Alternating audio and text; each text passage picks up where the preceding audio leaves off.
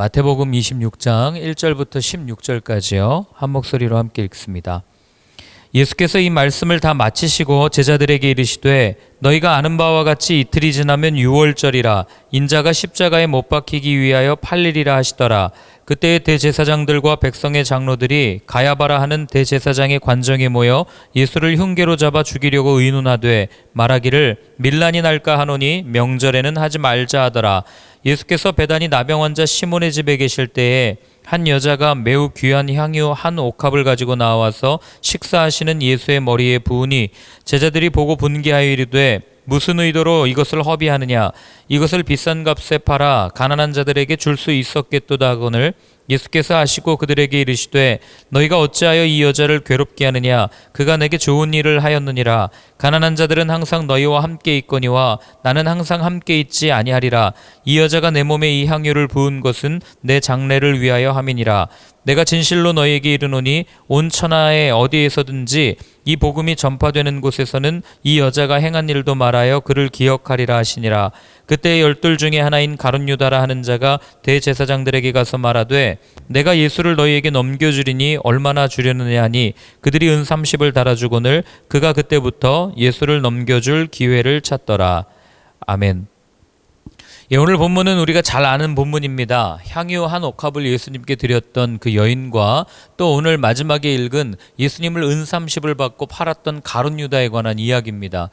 그토록 예수님을 옆에서 잘 보좌했고 그리고 또 그 제자들과 함께 살아가는 많은 비용들을 책임지고 있었던 가룟 유다, 누구보다 예수님 옆에서 예수님을 잘 알고 있다고 생각하는 그와 예수님을 잘 모르지만 옆에 늘 있었던 것은 아니지만 그러나 모든 것을 내려놓고 포기하고 그렇게 자기가 가지고 있는 전부를 내어드린 거죠. 그렇게 내어드렸던 한 여인의 모습을 통해서 그토록 예수님을 따르면서 헌신한다고 말하던 그 제자는 결국 나중에 배신의 길을 걸어가지만 그러나 예수님 앞에 모든 것을 포기하고 어쩌면 자기 자신이 드러나는 것조차 너무 부끄러워서 한 여인이라고 표현했는지 모르겠지만 그 여인의 자기 포기, 자기 부정을 통하여 복음이 전해지고 아니 어쩌면 오늘날까지도 그 여인이 부었던 향기가 우리의 코끝에 스치는 그런 일들을 오늘 성경은 우리한테 이야기를 해줍니다.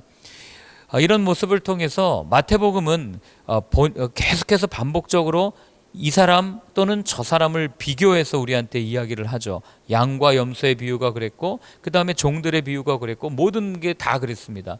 그래서 오늘도 이 두 사람의 모습을 우리에게 적나라하게 보여주면서 과연 우리는 어떤 사람을 따를 것인가, 어떤 사람의 모습으로 살 것인가를 선택하라고 우리한테 알려주고 있는 겁니다. 자, 먼저 우리 1절과 2절을 같이 한번 읽겠습니다.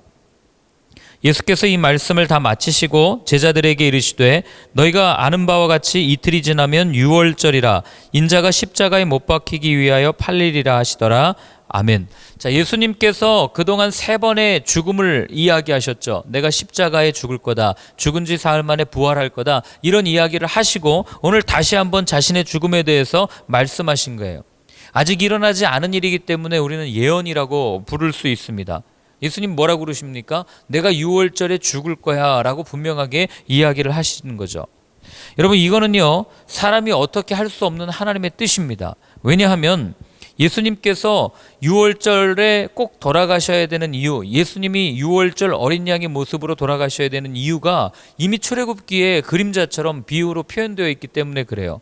물론 성경에는 예수님께서 직접 유월절 어린 양이다 이런 표현은 없어요. 그러나 우리가 성경을 문자적으로만 보지 않고 성경이 보여주는 큰 그림 가운데 또 구약 성경이 우리에게 알려주는 그 그림자, 비유 가운데 우리는 예수님의 모습을 발견할 수가 있는 거죠. 자, 성경 한번 찾아보시겠습니다. 출애굽기 12장 11절부터 13절 말씀입니다. 출애굽기 12장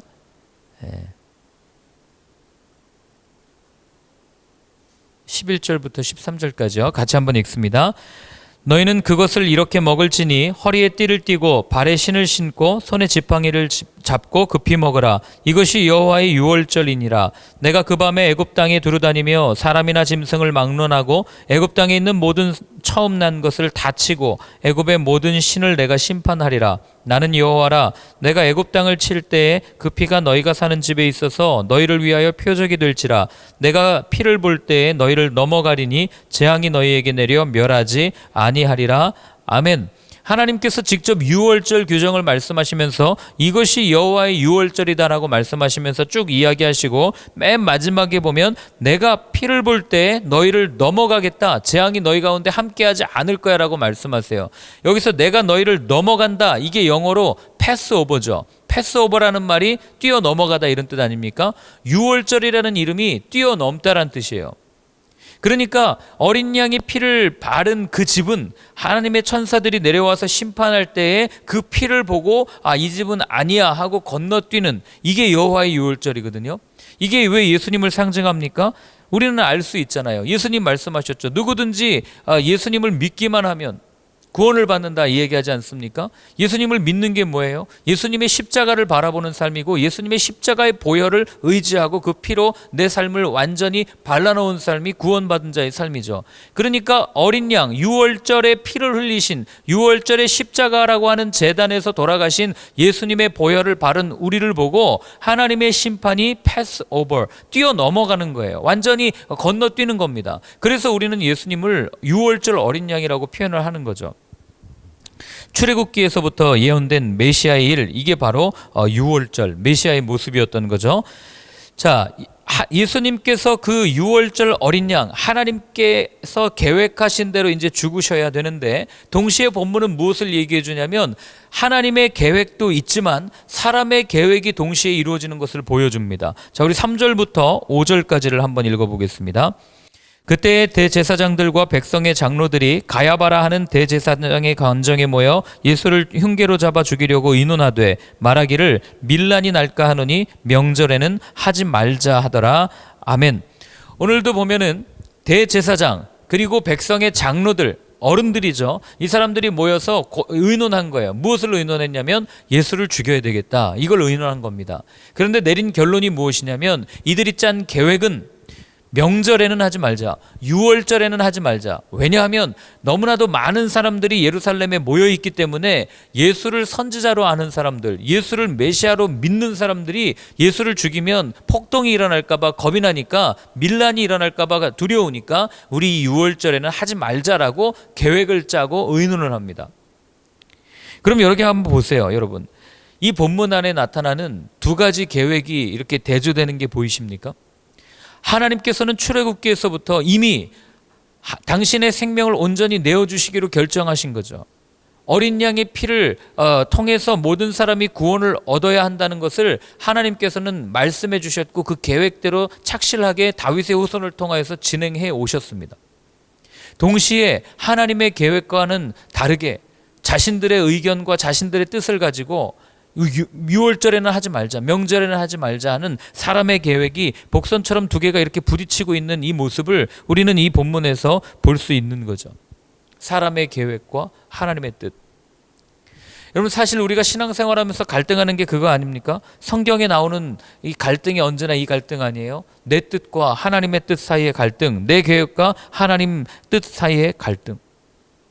언제나 하나님의 계획과 하나님의 뜻은 신실하고 우리에게 알려주셨음에도 불구하고 하나님 이게 맞습니까? 이걸 대표적으로 보여주는 게 요나 아니에요? 하나님께서는 니느웨로 가라고 그렇게 계획을 다 해놓으셨지만 그러나 요나는 자기의 계획과 자기의 의지대로 어디로 가려고 합니까? 다시스로 가려고 하는.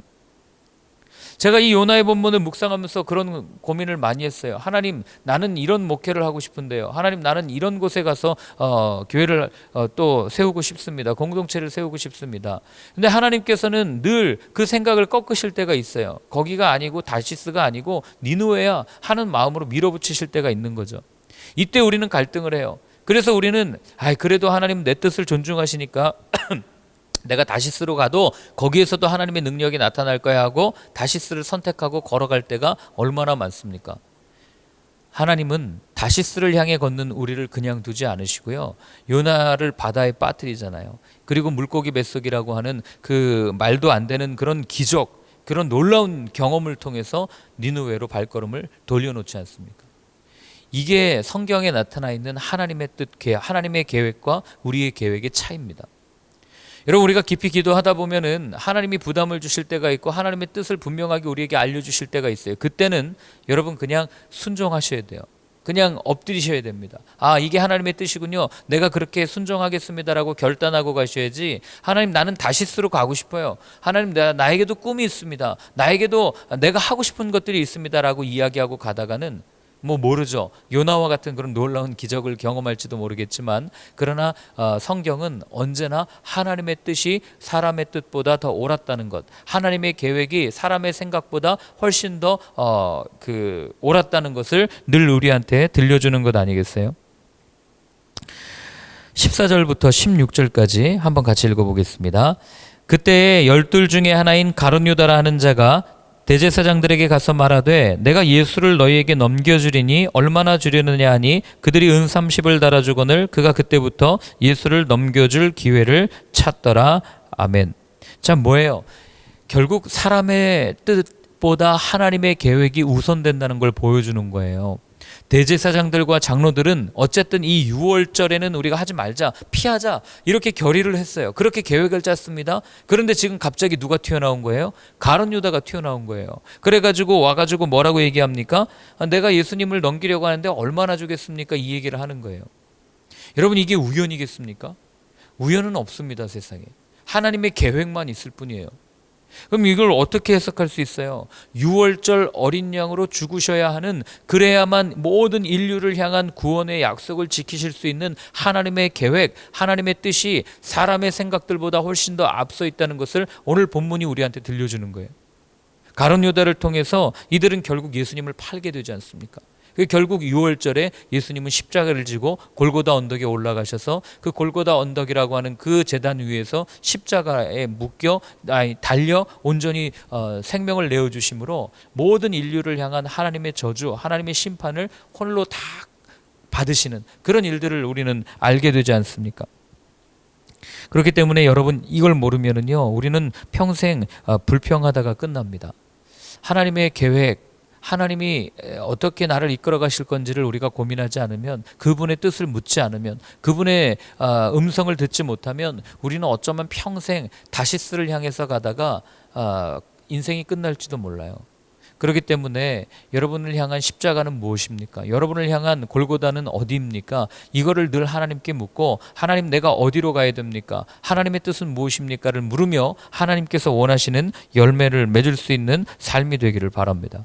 그걸 알 때 바울처럼 고백하는 거예요. 아, 나는 내 뜻은 여기였는데 이게 아니고 이쪽으로 가야 되는구나. 바울도 그러지 않습니까? 아시아를 얼마나 가고 싶어 했어요. 그러나 꿈에 와서 그러죠. 건너와서 우리를 도우라. 그게 하나님의 뜻인 줄 알고 가서 순종했다가 유럽에 복음이 전해지는 빌립보까지 가서 옷감 장사 만나고 루디아 만나고 또 복음의 문이 열리는 것들을 경험하지 않습니까? 이게 다 뭐예요? 자기의 뜻을 꺾고 하나님의 계획에 순종했을 때 하나님께서 맺어가시는 열매들을 성경은 계속해서 우리한테 이야기를 해주는 겁니다. 자, 그리고 오늘 나오는 두 번째 이야기는 한 여인에 관한 이야기입니다. 6절부터 9절까지를 읽습니다. 예수께서 베다니 나병 환자 시몬의 집에 계실 때에 한 여자가 매우 귀한 향유 한 옥합을 가지고 나와서 식사하시는 예수의 머리에 부으니 제자들이 보고 분개하여 이르되 무슨 의도로 이것을 허비하느냐, 이것을 비싼 값에 팔아 가난한 자들에게 줄 수 있었겠도다 하거늘. 아멘. 자, 누굽니까? 예수님께 한 그 향유 옥합을 깨어서 드렸던 그 여인이에요. 그런데 오늘 예수님이 어디를 가셨냐면 베다니 나병 환자 시몬의 집에 가셨다고 그래요. 이 옛날 문헌에 따르면 베다니, 벳세다 이 두 마을은 나병 환자촌이었다고 그래요. 그럼 우리 여기서 하나 생각해 볼 수 있죠. 예수님이 죽은 사람을 살렸던 사람 가운데 한 명이 나사로거든요. 나사로가 어디 살았어요? 베다니에 살았거든요. 그럼 나사로는 나병 환자였나? 이건 우리가 정확하게 알 수는 없지만, 그러나 어쨌든 한 가지 정확한 건 뭐냐면 오늘 본문에 나오는 베다니에 사는 시몬이라는 사람과 나사로가 친분 관계에 있었다는 것을 알게 됩니다.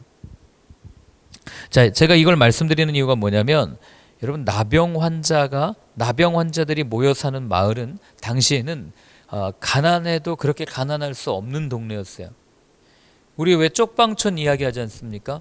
한 방칸 한 칸에 제가 예전에 거기 가서 이제 그 공부 가르쳐 주는 거 봉사도 한 적이 있는데 정말 뭐 너무너무 힘들어요. 화장실을 공용으로 쓰고 그리고 또 어떨 때는 박스 같은 걸로 이렇게 칸막이를 만들어 가지고 사는 그런 모습을 본 적이 있는데 여러분 그렇게 한번 생각하시면 돼요. 지금 베다니가 그런 마을이에요. 도저히 자기의 힘으로는 사람들로부터 사람 취급도 못 받고 인정받지도 못하고 더군다나 나병 환자였던 부정하다고 인정받던 그런 사람의 집에 예수님께서 가신 겁니다. 그런데 그때 한 여인이 나와요. 그래가지고 그 가난한 마을, 가난한 동네에서 뭘 가지고 예수님께 내어드립니까? 향유 한 옥합을 예수님께 깨어드리는 거예요. 그랬더니 제자들이 뭐라고 얘기합니까? 낭비라고 얘기한 거죠. 소비, 이거 헛일을 했다고 얘기하는 거예요. 그리고 하는 얘기가 이거를 팔아가지고 말이에요.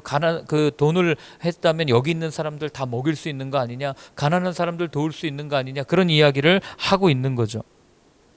그러니까 이들은 바리새인들과 똑같은 거예요. 제자들이었음에도 불구하고 예수님 앞에 나와서 예수님께 귀한 것을 드리고 싶어 했던 그 여인의 마음은 바라보지 못하고 그 여인의 마음은 무시한 채 그저 겉모습으로 드려진 그 예물을 보고 이걸 가지고 했더라면 더 큰 일을 할 수 있었을 텐데라고 논리적이고 합리적인 사고로 주님의 일을 재단하고 있었던 거죠. 바리새인들이 늘 그랬던 거 아닙니까? 여러분 우리가 이럴 때가 얼마나 많은지 몰라요. 주님의 일을 하면서도 계산기 두드릴 때가 얼마나 많은지 수익이 날까 나지 않을까를 따지면서 그러나 그렇지 않습니다. 우리 주님은 우리의 마음을 보세요. 아무리 많은 액수의 헌금을 드려도 계산하면서 드리는 예물보다 비록 적은 액수의 작은 헌금일지라도 마음을 드리는 것을 더 기쁘게 받으시는 분이에요. 그러니 늘 보이는 것에 집중하는 사람들은요 죽었다 깨나도 마음을 바라보시고 마음에 집중하는 하나님의 그 모습, 하나님의 마음을 이해할 수가 없는 거죠. 그러자 예수님께서 뭐라고 그러십니까? 10절부터 13절까지 이렇게 되어 있습니다. 함께 읽습니다. 예수께서 아시고 그들에게 이르시되 너희가 어찌하여 이 여자를 괴롭게 하느냐? 그가 내게 좋은 일을 하였느니라. 가난한 자들은 항상 너희와 함께 있거니와 나는 항상 함께 있지 아니하리라. 이 여자가 내 몸에 이 향유를 부은 것은 내 장례를 위하여 함이니라. 내가 진실로 너희에게 이르노니 온 천하에 어디에서든지 이 복음이 전파되는 곳에서는 이 여자가 행한 일도 말하여 그를 기억하리라 하시니라. 아멘. 자, 예수님께서는 제자들의 마음을 아셨던 거예요. 사람들의 마음을 알았던 겁니다. 그런데 여러분 재미난 게 뭔지 아세요? 이 여인에게 이렇게 이야기하고 비판했던 제자가 누군지 아십니까? 누굴 것 같으세요? 베드로입니까? 아니에요. 요한복음에 정확하게 나와 있어요. 한번 찾아보실래요? 요한복음 12장 4절부터 6절까지의 말씀입니다. 요한복음 12장 4절부터 6절이요. 같이 읽겠습니다. 제자 중 하나로서 예수를 잡아줄 가룟 유다가 말하되 이 향유를 어찌하여 300데나리온에 팔아 가난한 자들에게 주지 아니하였느냐 하니 이렇게 말함은 가난한 자들을 생각함이 아니요 그는 도둑이라 돈꾀를 맞고 거기에 넣는 것을 훔쳐가미러라. 아멘. 누가 얘기했습니까? 가룟 유다가 얘기한 거예요. 가룟 유다가 여러분 우리는 배신의 아이콘으로 그냥 뭐 그렇게 생각하지만 사실 돈꾀를 맡았다는 얘기는요 제자들 가운데 실력이 있었다는 얘기예요. 능력이 있었다는 얘기입니다. 마태는 세리였어요. 세리보다도 먼저 이 돈을 맡았다는 얘기는 세리인 사람보다 훨씬 더 능력이 있었다. 이걸 우리는 유추할 수 있는 거죠. 그러니 그 가룟 유다가 하는 얘기가 뭐예요? 이거 팔았으면 300데나리온은 좋게 나올 텐데 여러분 300데나리온이면 웬만한 사람의 1년 연봉이에요. 그럼 그 돈을 가지고 여기 있는 사람들 먹이면 충분히 먹일 수 있는 거 아니냐 이렇게 얘기한 거죠. 그런데 오늘 요한복음 뭐라고 얘기하냐면 그가 이렇게 이야기한 것이 가난한 사람들을 생각해서 이야기한 게 아니라 도둑질하기 위해서 이렇게 이야기한 거다라고 얘기해요. 이게 무슨 얘기냐면 여러분 제가 살림을 맡고 있어요. 그러면 제가 알아서 장부를 기입하고 제가 정리할 수 있을 거 아니에요. 그런데 큰 돈이 들어와요. 그럼 그 중에 일부를 내가 취할 수 있을 거 아닙니까? 돈이 후원이 많이 들어올 거 아니에요. 이만큼 들어왔으니까 이 정도는 하고 이건 내가 취해야 되겠다. 여러분 회사에서 다 그런 회계 비리가 다 그런 거 아니겠어요? 이 일을 누가 했다고요? 가룟 유다가 이렇게 한 거예요. 그러니 300데나리온이나 되는 어마어마한 돈을 만약에 예수님 이거 사용하시게 해주세요라고 가지고 왔으면 그 사람이 어떻게 하는 거예요? 그걸 적당히 이렇게 뭐 이런 표현 맞는지 모르겠지만 삥땅 쳐가지고 자기 주머니에 넣을 수 있는 그런 상황이 펼쳐질 수도 있었던 거예요. 그런데 그렇지 못하니까 분노한 거죠. 아니 그 돈을 왜 안 갖고 와? 그 돈 갖고 왔으면 내가 조금은 챙길 수 있었을 텐데 하는 말이 그는 도둑이라는 말 속에 포함되어져 있는 겁니다. 그러니 겉으로는 이걸 팔아서 가난한 사람들을 도와야 되는데 그러면 얼마나 도울까라고 겉으로는 내색하지만 속에는 자기 탐욕과 자기 만족과 자기 것을 위해서 살아가고 있는 가룟 유다의 모습이 본문 안에 그대로 드러나는 거죠. 여러분 우리가 이럴 때가 얼마나 많은지 몰라요. 교회에서도 마찬가지입니다. 교회에서 무언가 하자, 공동체에서 우리가 사람을 살리자 하면 아니 왜 그렇게 합니까? 이거 이렇게 해서 합리적이고 논리적으로 판단해서 이렇게 하면 훨씬 더 많은 사람을 도울 수 있을 텐데요. 우리는 생각하지만 그러나 여러분 그렇지 않은 거예요. 기도하고 하나님께서 그 마음을 주셨으면 그냥 그 마음에 합하게 사용하면 되는 것이고 하나님께서 말씀하시는 곳에 그냥 사용하면 되는 거예요. 거기에는 투자해봤자 아무 이득이 없습니다. 이런 얘기는 교회에서 할 필요가 없어요. 교회는 투자를 누리는 곳이 아니기 때문에 교회는 내가 낸 만큼 이렇게 받아가는 곳이 아니기 때문에 여러분 우리가 이걸 놓치면은요 교회는 그냥 하나의 경영되는 회사에 불과한 거예요. 헌금 얼마 들어왔으니까 얼마의 수익을 위해서 우리가 얼마를 투자해서 얼마의 이익을 누리고 어디에 투자를 해야 우리 교회 이름이 나고 어디에 투자를 해야 우리가 더 유명해진 교회가 될 수 있습니다. 여러분 이런 생각으로 교회를 운영하면요 그건 교회가 아니죠. 그러니까 우리가 이걸 다 놓치고 있어요. 참 안타까운 얘기지만 방송국에도 광고를 위해서 목사 설교 내고 말이에요. 돈 얼마씩 헌금한다는 이름으로 다 내고 결국에는 다 유명해지기 위해서 하는 그 안에 있는 그 탐심을 주님께서 모르시겠습니까? 다 알고 계시죠. 그러니 어느 교회를 주님께서 사용하시고 어느 공동체를 주님께서 사용하시겠나 이걸 우리가 항상 놓치면 안 됩니다. 그렇기 때문에 사람들 눈에 보이는 유명하다고 해서 좋은 교회가 아니고 유명한 목사라고 해서 좋은 목사가 아니라 정말 그 사람의 삶을 통해서 오늘 이 향유옥합을 드린 이 여인처럼 모든 삶을 내어드리는 그런 헌신이 있는가, 그런 열정이 있는가, 그런 사랑이 있는가 이거를 우리가 보고 구별하고 저기를 해야지 그냥 보이는 것 가지고 따라가다가는요 여러분 우리가 피리 부는 그 소년인가요? 쭉 피리 불고 갈 때 쥐들이 다 따라가잖아요. 그렇게 가다가 우리가 따라가다가 낭떠러지로 떨어질지도 모르는 거예요. 그래서 우리가 하나님의 말씀을 읽자고 이야기하는 거고 하나님의 말씀에 집중하자고 하는 이유가 거기 있는 거죠. 하나님의 뜻은 무엇인가? 하나님은 항상 어떻게 말씀하셨는가를 주목해야 된다는 겁니다. 예수님은 이 여인을 기억하라고 말합니다. 왜요? 이 여인은 누구보다 예수님을 사랑했던 여인이었어요. 제자들에게는 그 함께 다니는 많은 사람들에게는 3번 완전하게 자신의 죽음을 이야기하고 그 다음에 부활을 말씀하셨음에도 불구하고 그들은 전혀 듣지도 않았어요. 베드로 보세요. 주는 그리스도시요 살아계신 하나님의 아들이십니다 고백했어도 예수님이 그 다음에 바로 죽음을 이야기하시잖아요. 그랬더니 그런 일은 절대 일어나서는 안 됩니다라고 하다가 사탄아 뒤로 물러가라 이런 소리를 듣는 게 제자들이었다고요. 예수님께서 말씀하신 죽음, 예수님께서 이루셔야 하는 구원의 역사를 가볍게 여기던 제자들과는 달리 이 여인은 오늘 예수님 뭐라고 그래요? 이 여인이 향유를 부은 것은 내 장례를 위함이다라고 분명하게 말씀하시는 거죠. 그러니 이 여인은 아무 이름도 없고 아무런 누구도 주목하지 않는 이 여인이야말로 예수님을 정말 사랑했던 여인이라는 것을 우리는 알게 되는 거죠. 여러분 어떻게 살고 싶으십니까? 저 사람은 누가 봐도 예수님의 제자야. 저 사람은 예수님의 수제자야. 이런 대접을 받으면서 예수님의 마음을 모르고 사는 삶을 사시겠습니까? 아니면 아무도 나를 알아주지 않고 이 사람이 정말 그리스도인이 아니야 이것조차도 잘 몰라주는 그런 모습 가운데 예수님을 사랑하는 그래서 예수님의 마음을 시원하게 하는 그런 삶을 사시겠습니까? 본문은 오늘 계속 그것을 우리에게 묻고 있는 겁니다. 말씀을 맺겠습니다. 여러분 우리가 주목해야 될 것은요 예수님의 말씀이에요. 다른 사람들이 어떻게 행동하든지 그냥 내버려 두세요. 관심 끄고 나만 잘하면 됩니다. 오늘 본문에 보세요. 만약에 다른 사람들한테 관심을 갖고 막 이렇게 하는 게 맞았다면 예수님이 그 사람들 바라보면서 칭찬했겠죠. 그래 이거 가가지고 팔아가지고 말이야 우리 여기 있는 사람들 다 나눠주고 우리 이 가난에서 벗어나자 이렇게 말씀하셨어야 정상이에요. 그러나 그렇게 하지 않으셨다고요. 예수님은 한 영혼에게 집중하셨습니다. 자기 자신이 온전히 내어드리고 예수님께 집중했던 그 한 영혼, 예수님을 정말 사랑했던 한 영혼. 그렇기 때문에 저와 여러분이 오늘 그 한 영혼이 되었으면 좋겠어요. 내게 있는 모든 것 다 주님의 것입니다 고백하면서, 주님, 내가 가지고 있는 이것을 깨어 주님께 내어드립니다. 여러분들이 가지고 있는 향유 옥합 중에 주님께 가장 드릴 수 있는 것 중에 가장 귀한 옥합이 뭔지 아십니까? 여러분들의 소유입니까? 여러분들이 타고 다니는 자동차입니까? 아니면 여러분들이 가지고 있는 연봉의 1년치를 바치겠습니다? 이것보다도 우리가 드릴 수 있는 가장 귀한 옥합은요, 나 자신이에요. 우리는 우리 자신을 드리기가 제일 어렵습니다. 내 자신을 십자가 앞에 죽이는 게 제일 어려운 거예요.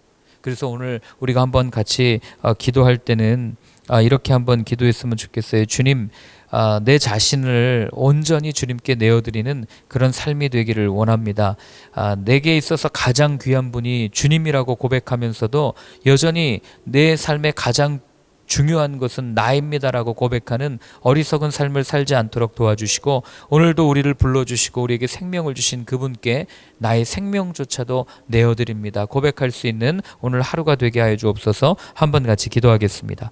하나님 아버지, 오늘도 주님 앞에 내 삶을 내어놓습니다. 입술로만 내어놓는 것이 아니라 오늘도 내 생각, 내 의지, 내 뜻과 내 모든 것들을 다 주님 앞에 내어놓겠다고 결단합니다. 하나님, 부족하고 연약하고 늘 넘어지고 깨어지기 쉬운 나의 모습이지만, 그러나 이 모습 온전히 주님 거두어 주시고 주님의 능력과 주님의 향기로 가득한 그런 삶을 사는 오늘 하루가 되게 하여 주옵소서. 주님, 함께 기도하는 모든 분들 가운데도 동일한 마음을 허락하여 주셔서, 하나님, 내 모든 것이 다 주님의 것입니다, 이 생각을 잃어버리지 아니할 수 있도록, 그래서 정말 주님께 내 삶을 내어드릴 때 주님께서 내 팔을 내 손을 붙잡고 이끄시는 것을 경험하고, 주님이 내 발을 붙잡고 걸어가게 하시는 것을 경험하고, 물 위를 걸어가며 또 죽은 사람을 살리는 것을 경험할 수 있는, 정말 이 시대의 진정한 그리스도인으로 살아갈 수 있도록 주님 함께하여 주시옵소서.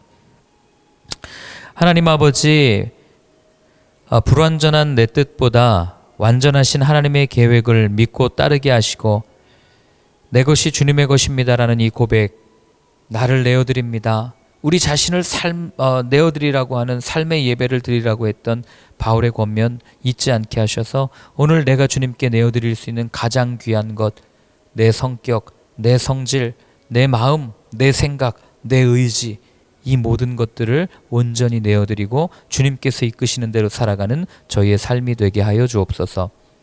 이제는 우리 주 예수 그리스도의 크신 은혜와 하나님 아버지의 사랑과 성령의 인도하심이 주님께 모든 것 내어드리고 주님께서 이끄시는 대로 걸어가겠습니다 다짐하며 결단하는 모든 분들 머리 위에 이제로부터 영원까지 늘 함께 하여 주옵시기를 간절히 축원하옵나이다. 아멘.